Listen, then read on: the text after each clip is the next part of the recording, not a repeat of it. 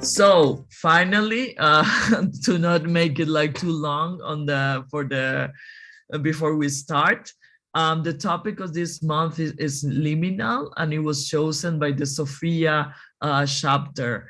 I'm very happy to have the speaker that we have today, that is Elizabeth Skinner. She has a very interesting and amazing talk and message, and I'm very happy to introduce her today. Thank you, Elizabeth, for being here, and she is gonna share her screen right now.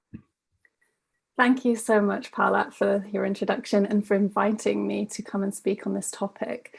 I'm really excited to be able to actually share my story today on this topic, because as I was exploring it, I realized that I'd spent a lot of my life in this liminal state.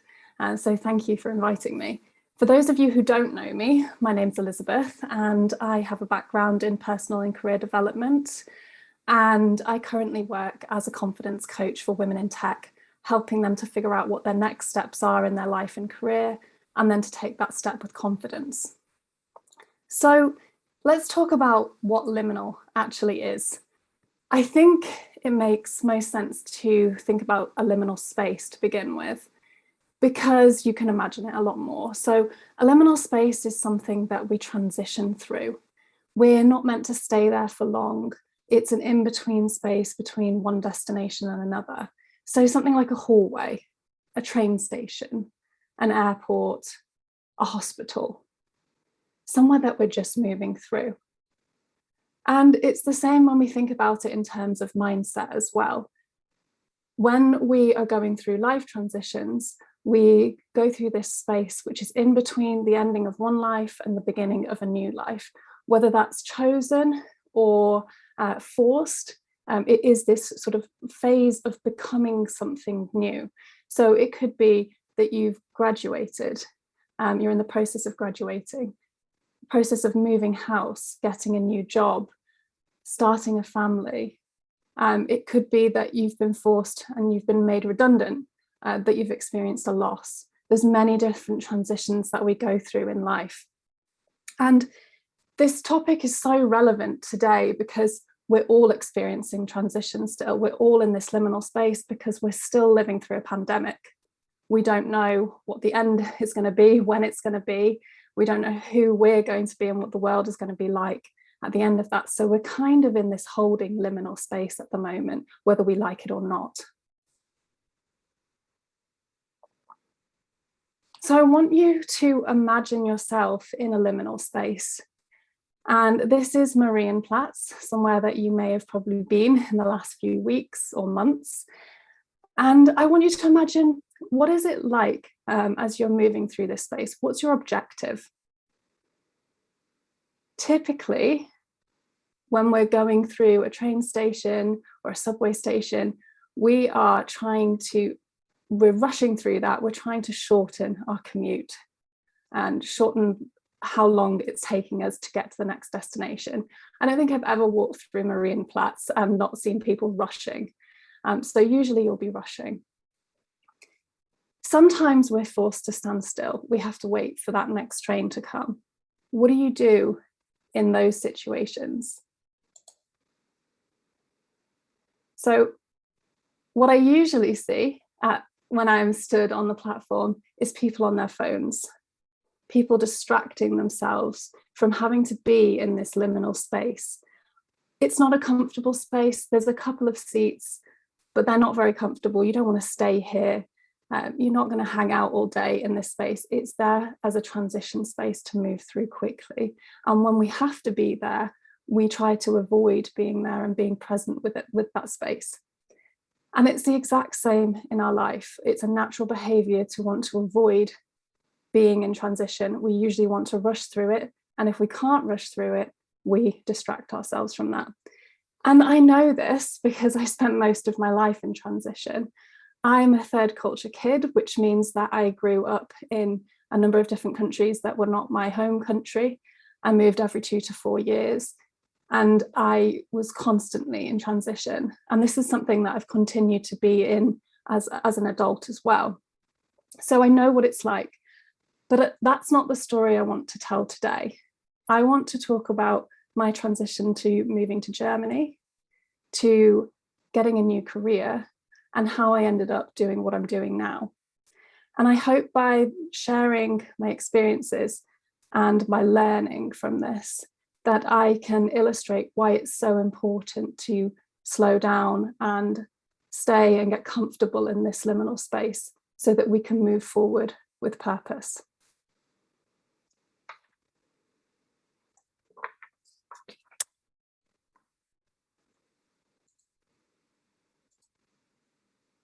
So my journey starts in 2016. I had been working in a job in the UK, which I was really good at, and I had really been passionate about at the beginning, supporting students and graduates to get jobs. But I was working in an incredibly toxic environment for me, and I was working incredibly long hours. I was under a lot of pressure. And so I found myself feeling completely burnt out, disengaged, like I'd lost all my passion for what I was doing. And so when I got this opportunity to move to Germany, to follow my husband at that point, because he'd found a job, I was so happy to leave. I wanted to escape. So I'd been on this train for a really long time, and I got off it and I found myself in the station. My intention was to stay here and really just spend the first year figuring out who I was, what I wanted, and how I could move forward, and just reconnect and reflect on what was going on. That was a great intention, but that didn't happen. What really happened is I spent the first 3 months really ill in bed. My body had just been put under so much pressure and was so burnt out that I was completely ill. And I lay there for 3 months. But my mind was busy. I wasn't resting. I wasn't using this time to reflect. I was thinking of all the ideas of things that I could do, all the different possible trains I could get on, write a book, record an album, get a new job, learn German, you name it. I literally had hundreds of ideas. And so it was so much easier for me to think of all of those ideas than to just stay put and think about what did I really want and why was I there in the first place. So at the end of this 3 months of being in bed, my ex-boss just happened to contact me and ask if I wanted to do some consultancy for him. This was completely unexpected, and I was so desperate to do something at this point. I felt like I had itchy feet, like I have to move. So I got on that train and I went and did some consultancy for him.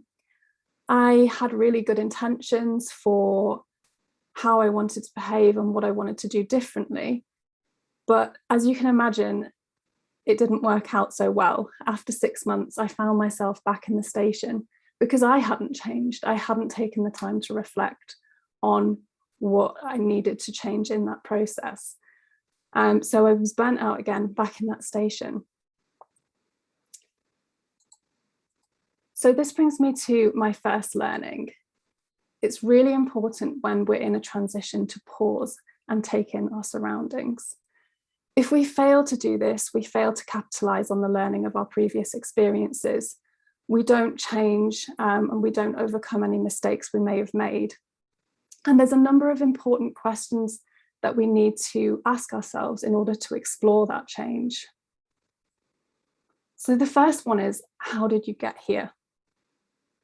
What brought you here in the first place? Usually when we choose to make a change, there's a reason that we've done that, and we need to think about what that is.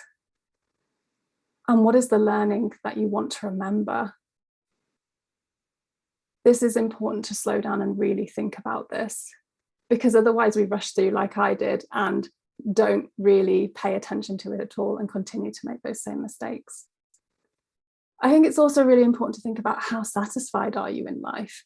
And a great tool for this is the Wheel of Life. So this is like a holistic tool which gives you an overview of how satisfied you are in all different areas of your life. And within 5 minutes, you'll have a good idea of what needs attention and what needs to change. And all of these questions, by the way, are going to be given to you in a PDF at the end, including the Wheel of Life. So If you're going through transition at any point, you can refer back to them and complete that after the session. Had I filled in the wheel of life and asked myself these questions, I think I would have discovered a couple of important things about myself at this point. I would have realized that although my career was important to me, it wasn't the only thing that needed to change in my life. In fact, there were many other things that needed to change. I needed to have more fun. I needed to work on my relationships. I really needed to work on my emotional and physical health. And all of those things were really important, and I was completely ignoring them because it was so much easier for me to think about the action I could take rather than what I needed to do on myself.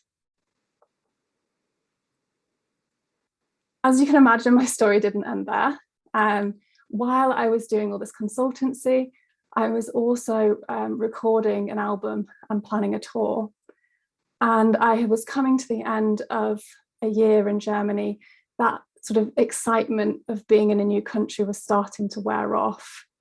And as all of this was happening, I was also experiencing a huge emotional thing in my life. So my mother-in-law passed away at the end of that year. This was a really tough time for me. And I think I found myself in one of the lowest places I've ever been. I felt isolated, alone, and I still felt like I really didn't know what I was doing, where I was going. So what did I do? I do what I knew how to do. And I got on another train, I released my album, and I went on tour. This never felt resonant for me.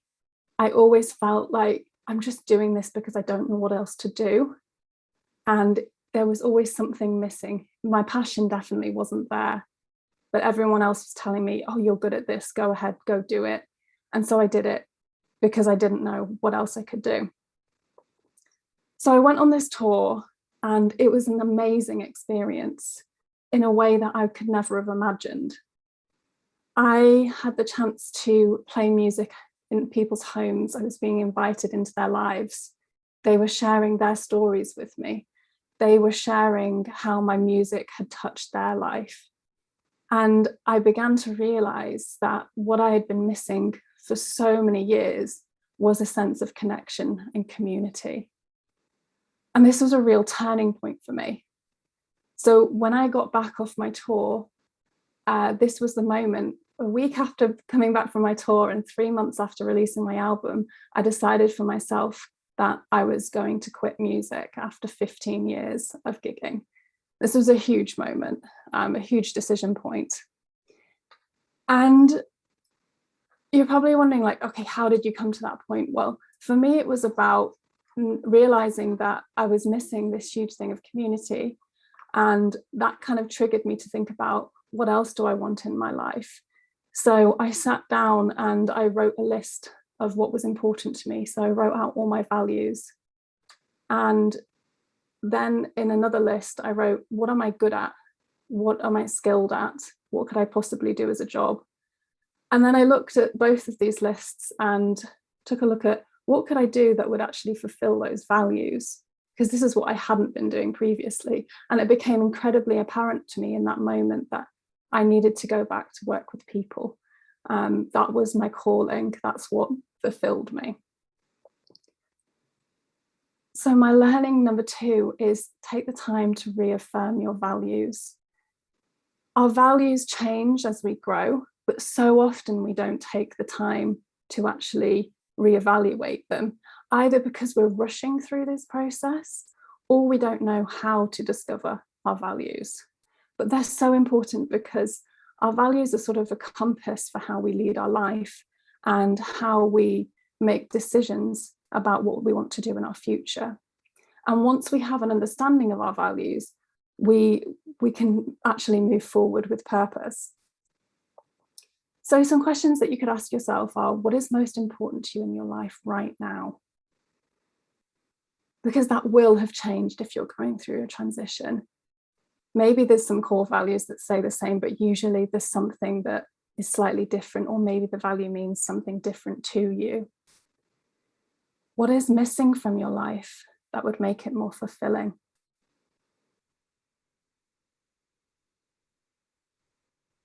And what are you willing to take a stand for, even if it's unpopular? This is important because normally if you're going through some type of transition, you might be making choices that other people around you don't agree with. And you need to know that this is something that you want, that you value, and that you're willing to stand up for it, even if other people don't agree with you. I know this because quitting music was a big deal for me, and there were many people that may not have really understood that decision. So I needed to be clear on what my values were in order to do that.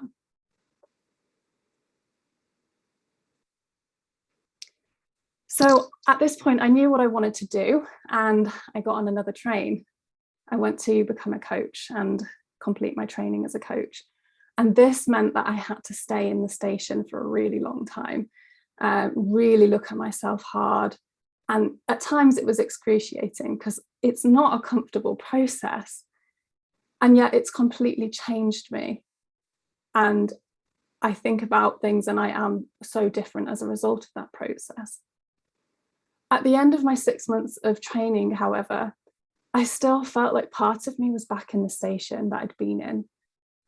I was missing this vision for who I wanted to be as a coach and what I wanted my business to be. And I wasn't sure what that looked like at that point.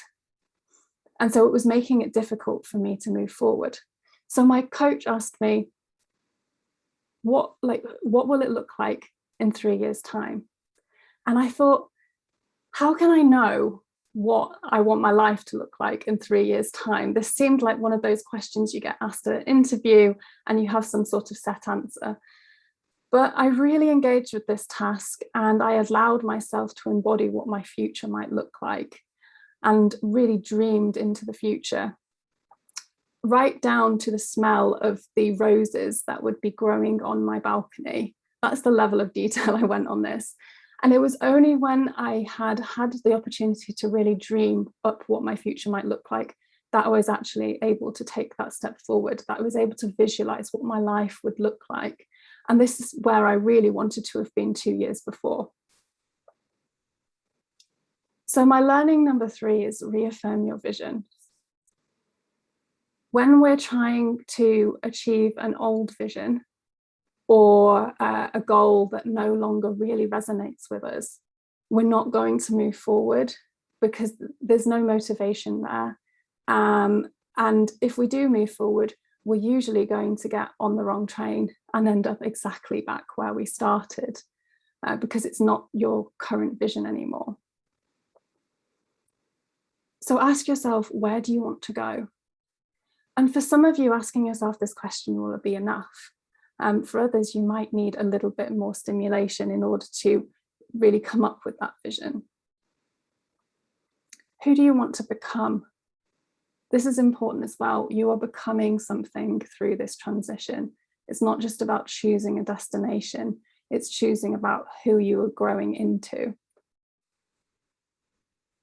What will that look and feel like in the next 6 months, 1 year, 3 years? And I mention this feel because it's so important to be able to embody your vision. It shouldn't be something that, if you think about, oh, where could I possibly be in 6 months' time? You might have a very realistic view of that, but I really encourage you to let go of reality and allow yourself to dream, allow yourself to imagine what will the colours of the walls be, what will the fabric be on your sofa, what will you be drinking in the morning, who will you be surrounded by? Really allow yourself to feel into what your future will look like, and by being able to kind of have a kind of full body and experiential experience of this, you'll have a better understanding of what your vision is. And the final thing to ask yourself is, which values will that vision be fulfilling? You want to make sure that this is connected with those values that are really important to you still, to make sure that it's all aligned. And I think so often we can think about our vision before we think about our values, but actually our values are what inform that vision in the first place.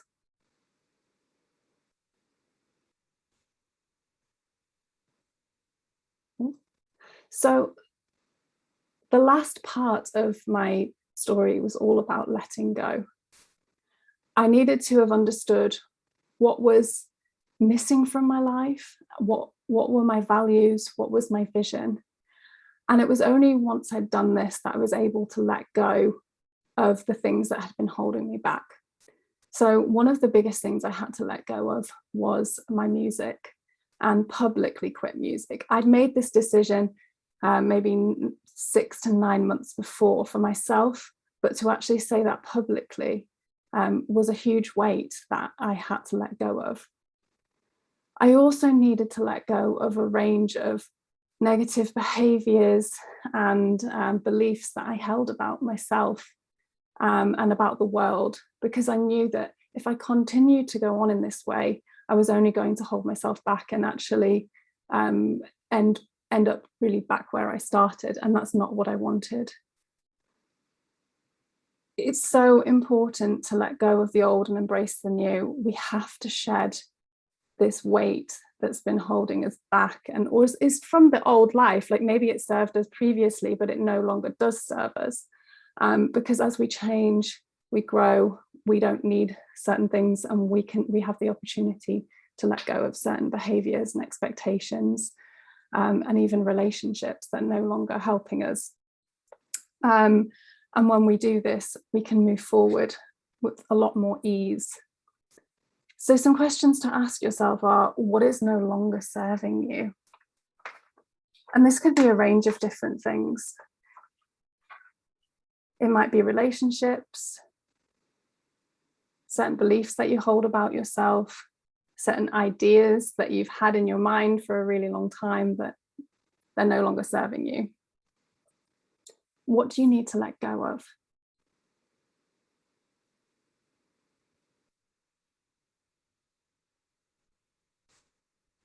And then also thinking about what you're creating space for and what are you excited about?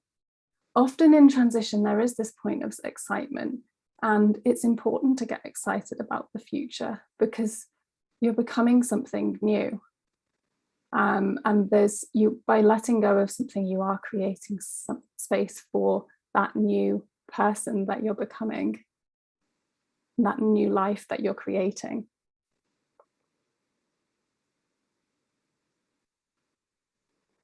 So my transition took years. I got on many wrong trains. Some of them took me away from where I really wanted to be, and some of them took me to new understanding of myself. What I wish I had known all along, though, is that I needed to spend more time in the liminal space, reflecting and getting to know myself and connecting, so that I could move forward more easily and really get comfortable with that unknown.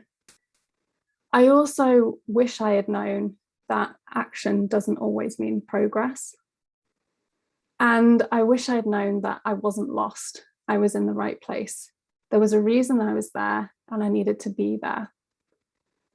And I think had I known all of these things, I would have actually moved through this transition a lot easier and a lot faster, and made better choices about the direction I was going in. And I believe that if we stay in the liminal space a little bit longer, we are able to do that. All of you are going to experience transition in your life. There's no doubt about it. So it's important to remember these 4 learning points. Pause and take in your surroundings. And this may feel like an eternity. I promise you it will be uncomfortable, but it will be worthwhile. Reaffirm your values while you're there. Reaffirm your vision for yourself. And let go of the old and embrace the new.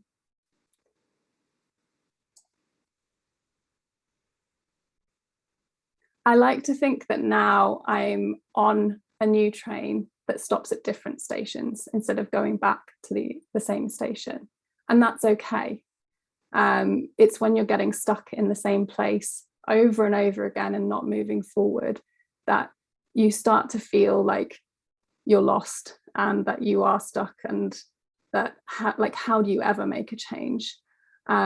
So it's totally fine to be in a new station, but take the time to actually reflect on this, and feel comfortable in this liminal space. So I'd now like to open up the floor for questions or reflections. Thank you very much, Elizabeth. Such like a deep message, and I think it's a situation where many of us can identify that we have been before. I please tell like anyone to unmute yourself and ask a question to Elizabeth related to this topic that she is having today. Anyone? Yes, I would like to say something. It's not a question, Elizabeth. I just wanted to say thank you so much. Like, I was just hearing you, I was like almost crying because it was so beautiful to understand that a lot of people are having the same problem as I am, you know, adapting to a new culture, adapting to a new country, right? I mean, it's been like 4 years that I live in Germany. I'm from Dominican Republic. And when I arrived here, as you can imagine, it was such a big transition, from the language, from the people, culture, everything, even weather. So it was so hard, so hard. And now that I hear you, it's just like, wow, I'm not alone. And like right now I feel that I'm in this point of my life where I'm so happy, what I'm so glad to be here. And I don't know, it was just so beautiful to hear you talking about this topic and just feeling my heart, you know, like a big hug. And thank you so much. Really was amazing. Thank you so much for sharing that and your experience, because I think you're right. Like, so many of us will have experienced that if we've moved abroad, and it does take quite a long time.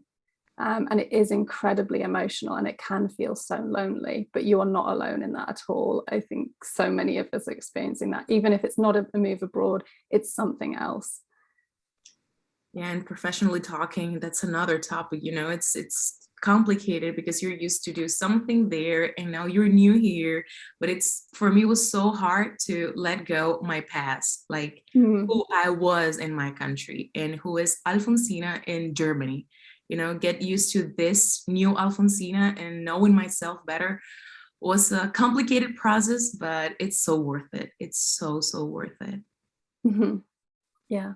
Thank you. And I'm so curious if you are willing to share, do you have any tips on like how you let go?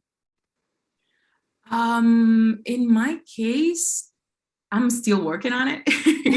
And the thing is, for example, I'm an actress. So when I came here, I was dealing with a lot of stuff, professionally talking and personal. But my only tip will be just let it go. Just let it go. And for me, it helped a lot in meditation. Just to understand myself better, and probably just trying to meet new people, so I can see their perspective of living in Germany. And I don't know, for me it was meditation and meeting new people for sure. Yeah, that's really cool. Yeah, meditation is a great thing. Anything where you have that time to reflect and you know, be with yourself is so important in this process. Yeah, I learned that. I learned to be alone and to be like by myself. I didn't know how to deal with that. And I remember I did like a list because I felt that I was just, okay, I'm not doing anything in Germany. What am I supposed to do now? Like, I'm an artist and yeah, now what? And I remember I took a piece of paper and I wrote everything I learned in the past 2 years. And I just wrote everything down. I was like, oh my God, but I did so much. I learned German. I met people from Kazakhstan, from Turkey, you know, and it's just little things, but that's the new me. And it was so nice to understand that, okay, that was another step that I already lived. Okay, now it's the new me. I need to know this new Alfonsina. So that's why I did this list, and I understood like, yeah, so it's not that bad. It's not that bad, you know? Yeah. I just learned so many different things, and meditation for sure. That's so cool. Thank you so much for sharing that. Thank you. Great. Thank you, Alfonsina. We have a question from Jessica.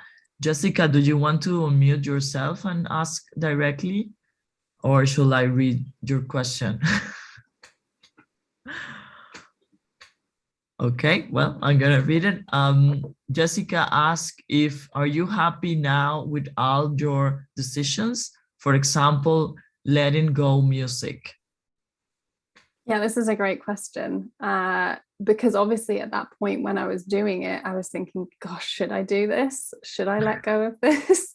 And I absolutely am happy with that decision. And I feel when I did it, I wrote this newsletter to everyone on my mailing list, and it felt like a weight had been lifted off of me when I did that.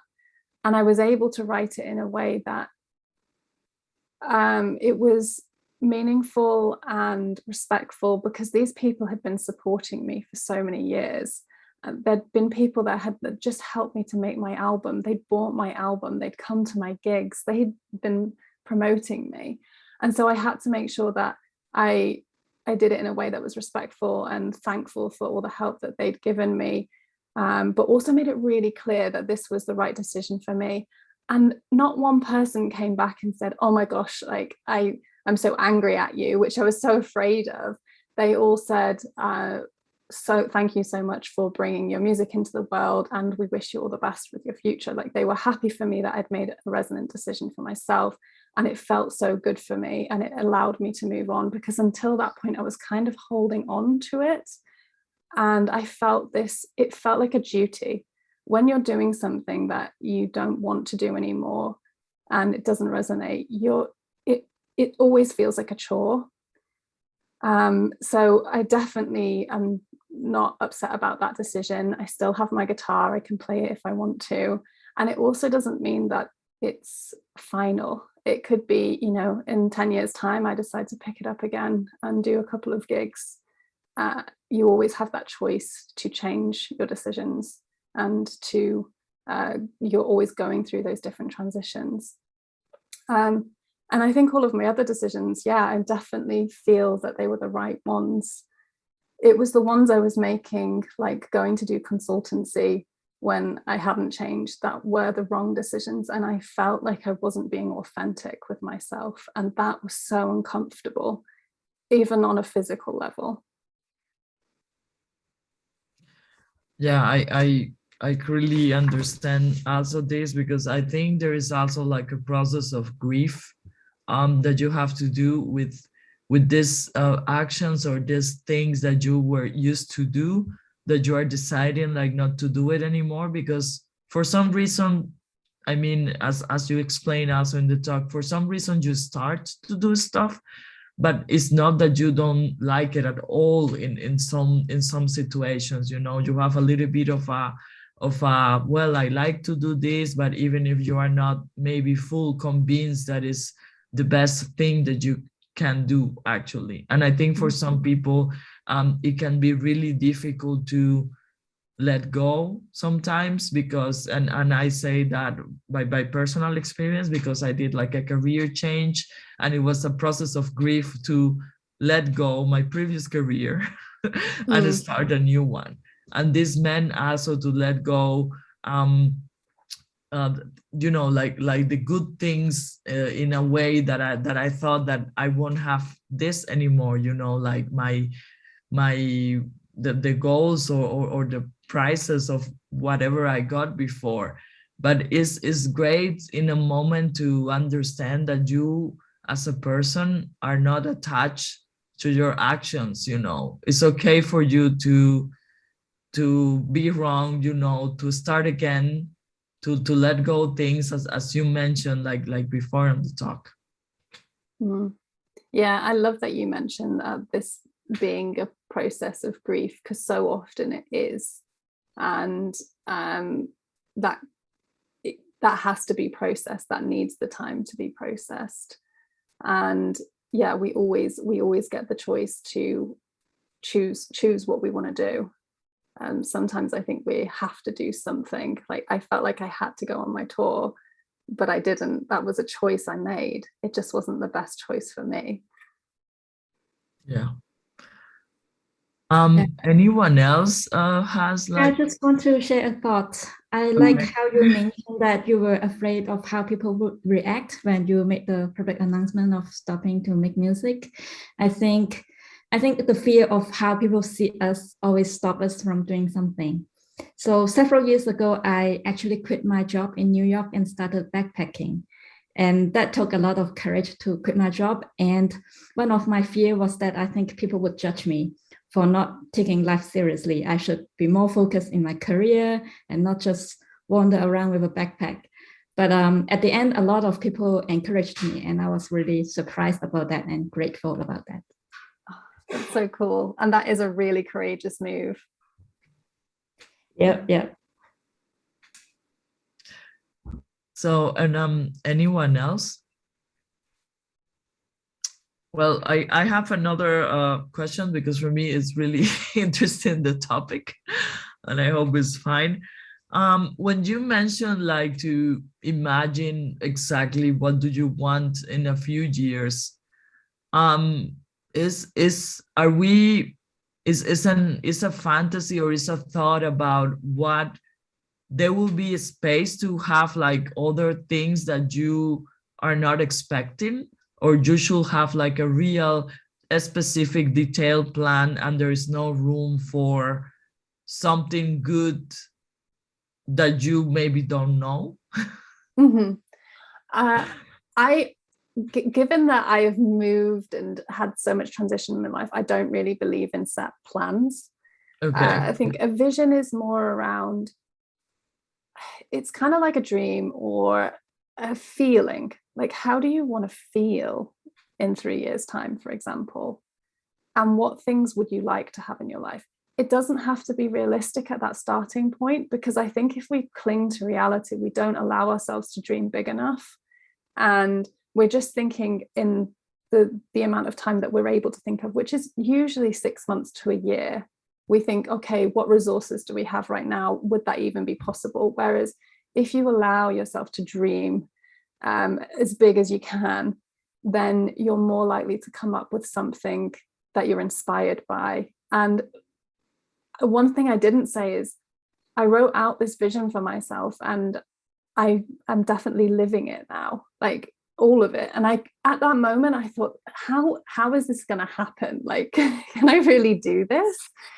And yeah, it came true. And I think it's part of it is about manifesting. You're manifesting the life that you want. And when we're clinging to reality, we don't allow ourselves to do that. We can get a little bit stuck in the environment and the reality that we currently have. Yeah, and I think it takes like a lot of courage also to dream big without taking in mind like the limitations that you can have on the way, because automatically when you are an adult, you start to think, yeah, but maybe this is not possible because of this, or maybe, but how I'm gonna do that? And you start to worry about this stuff, that problems that maybe are not there yet. Yeah. You have to learn at least to start, and then you think, okay, maybe I solve this later, and not to think about it now. Yeah. And I can totally relate to that. When I started my coach's training, one of the first questions they asked was, what is your dream? And I was like, I don't have a dream. I have no idea, because I'd never allowed myself to dream. So one of those beliefs that I kind of had to let go of was believing that that dreams were for, I guess, successful people or certain types of people. And actually, we're all allowed to dream, and we all should dream. Yeah. That's so true. And then anyone else want to interrupt me and and say something or make a question? No, not yet. I have Okay. a question. I would Yes. like to ask something. The question goes on, Martha. You talked about backpacking and living your career. I wanted to know what happened afterwards. Could you I don't know, could you start again a cool job, or what happened? Sure. It's actually a little bit more a longer story, and it kind of fits in the theme of the day. Getting back to the workforce was harder than I had expected. So I would say I am a person who can let go more easily. So that wasn't the hard part for me. I'm like, okay, I don't really care about what people think of me. So that's like the backpacking trip was my dream. So I jumped on it. And after 3 years, I got really tired of moving around and not having fixed friends and support network around me. And I decided to try my luck in Germany. It took me at least a year looking for jobs, and that was very hard. And at the end, I got a job in Munich. So I moved here 1.5 years ago. And things didn't work quite nice that I would have liked it to be. So as I said, I stopped backpacking because I wanted a fixed job and I wanted to have a routine, go to the gym every day, have friends around me. But when I moved to Munich, the lockdown has just started. So I wasn't able to go out. I wasn't meeting any new people. I felt like things are out of my control.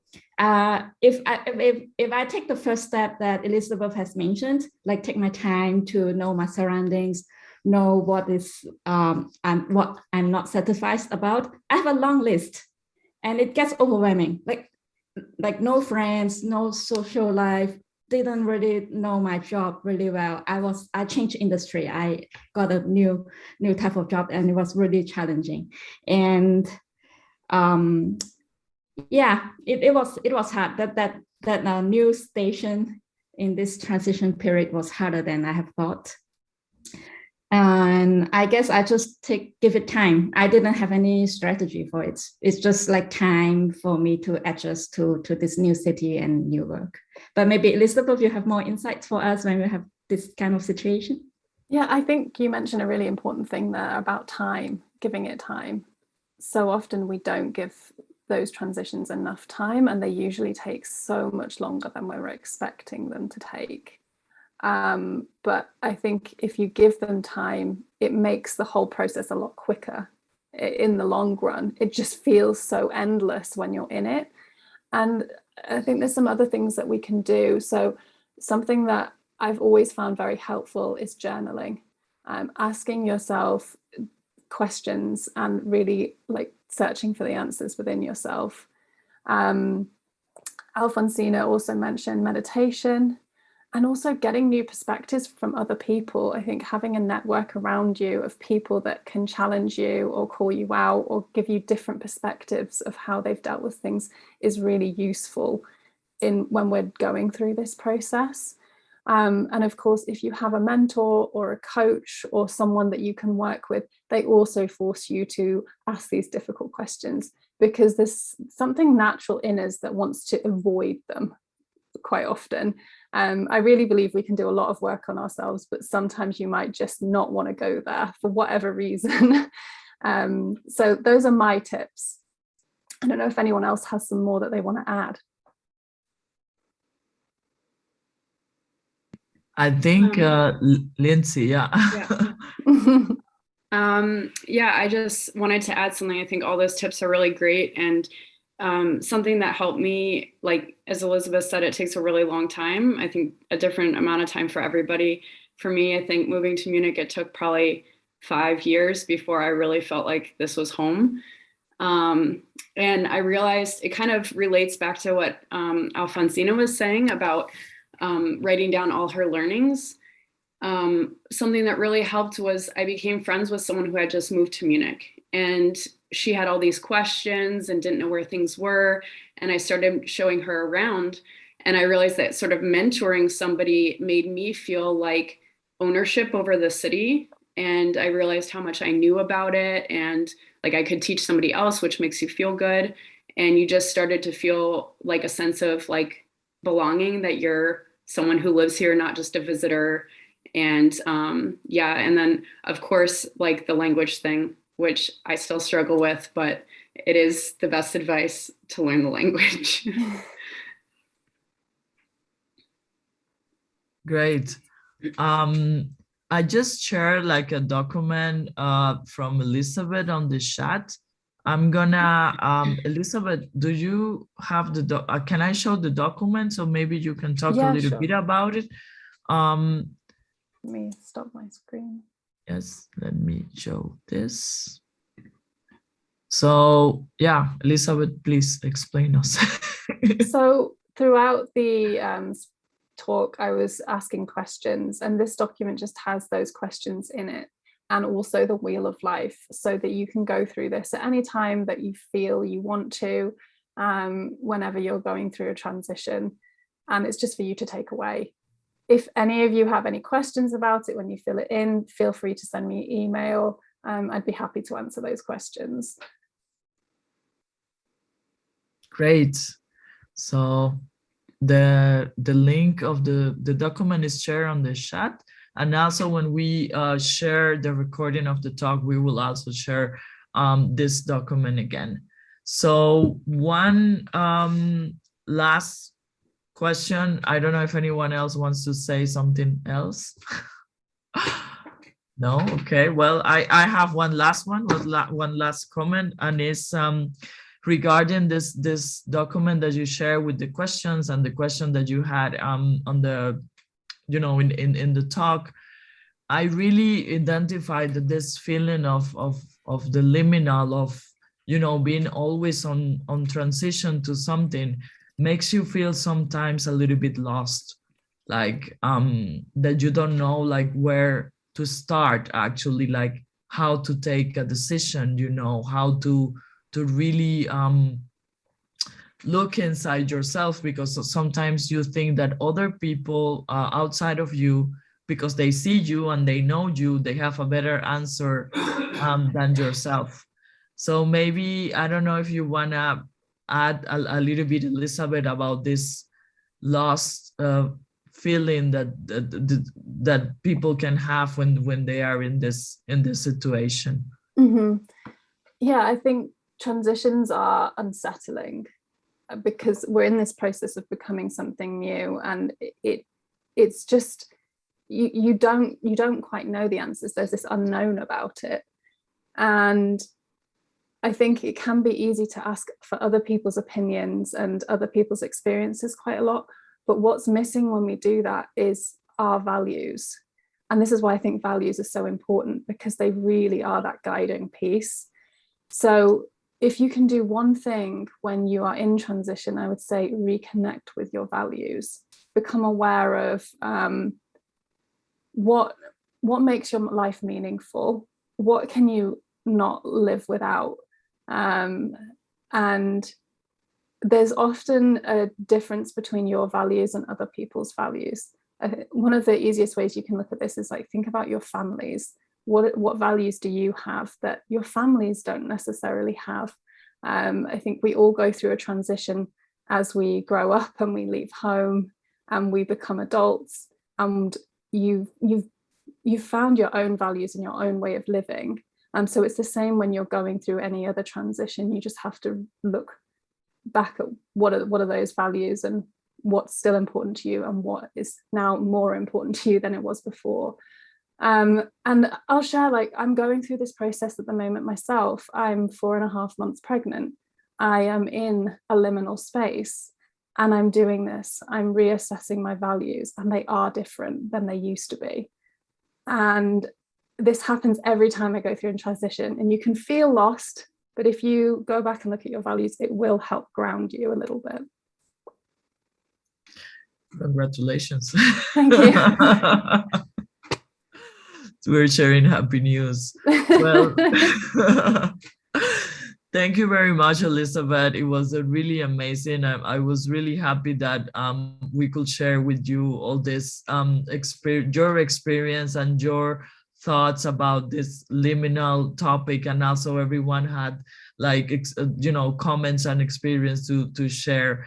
I'm very happy with the participation of this session because it has been really, really great. I think now there's gonna be, I think Alfonsina is gonna share some information about a special offer that Elizabeth has, and more information is also on her website. I think is over there. Yeah, exactly. Yeah. So feel free to also contact her. I think we're gonna post again her LinkedIn, her website and her Instagram account. And you, anytime you have a questions or a comment, or you want to talk to Elizabeth, please feel free to do it. So thank you very much to Munich, the Munich community, for being here today. I just wanted to say that please stay tuned, because for December, we have an open mic session with the topic Invisible.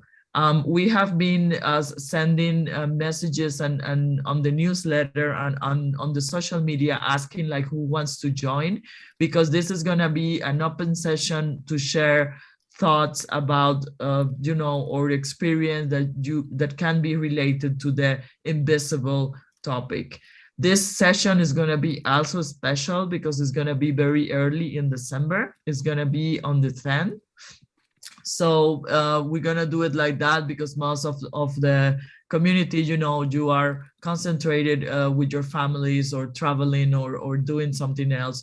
But anyway, we wanted to do something just before you go on the holidays and to go back, and so you can rest and go back with all the energy for 2022. So please stay tuned, and thank you very much. Have a great weekend. Thanks again, Elizabeth. It was really amazing. And we're going to share on social media the information about the recording and the document and everything.